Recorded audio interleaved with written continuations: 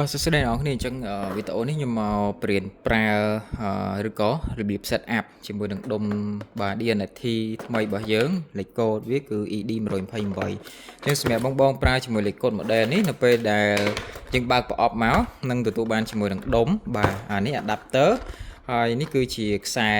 network សម្រាប់ដោតចូលកាមេរ៉ាឬក៏ដោតចូលជាមួយពួរ desktop អីបានអានេះ adapter នេះសម្រាប់យើងដោត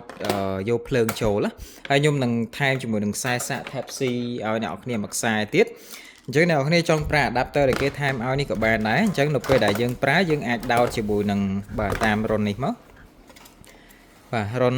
បាទ DC 12V ហើយខ្ញុំនឹងបន្ថែម Type C ឲ្យអ្នកនរគ្នាមួយអញ្ចឹង Type C នេះយើងអាចយកចល័តដូចថាបងធ្វើដំណើរតាមឡានហ្នឹងយើងដោត Type C ហើយមួយខាងទៀតយើងដោតចូលកន្ទុយបរិយឬក៏ដោតចូលជាមួយ USB LAN របស់បងមកបាទអូខេអញ្ចឹងបន្ទាប់អធិស្ឋានមុននឹងយើងដោតចូលភ្លើងយើងអាច set up អញ្ចឹងសិនណាអានេះគឺជា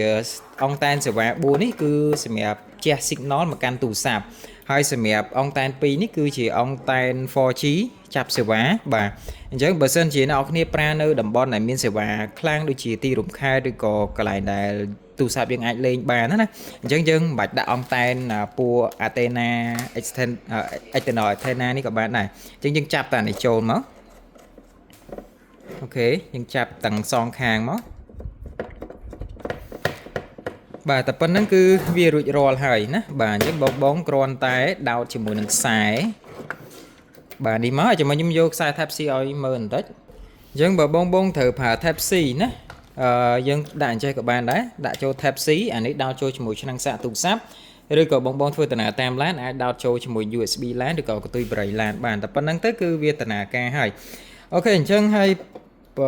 ការដាក់ SIM ណាចាំមើលខ្ញុំធ្វើវីដេអូមួយទៀតជូនអ្នកនរគ្នាចុះអានេះយើងប្រាប់ពីរបៀប set up សិនហើយដាក់ SIM ក៏អត់មានអីពិបាកដែរចាំបងមើលវីដេអូក្រោយទៅខ្ញុំបបាយអញ្ចឹងកុំឲ្យ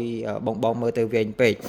មួយទៀតខ្ញុំដោតអានេះឲ្យមើលមួយទៀតបើសិនជាអ្នកនរគ្នាប្រើនៅតំបន់ព្រៃភ្នំឬក៏តំបន់ដាច់ស្រយាលអត់សូវមានសេវា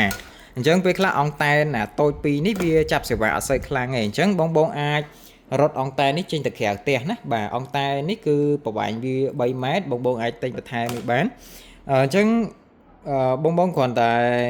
ពលាខ្សែវាមកហើយអានេះយើងដាក់ចេញក្រៅផ្ទះហើយយើងលូតវាឲ្យខ្ពស់3ម៉ែត្រហ្នឹងទៅ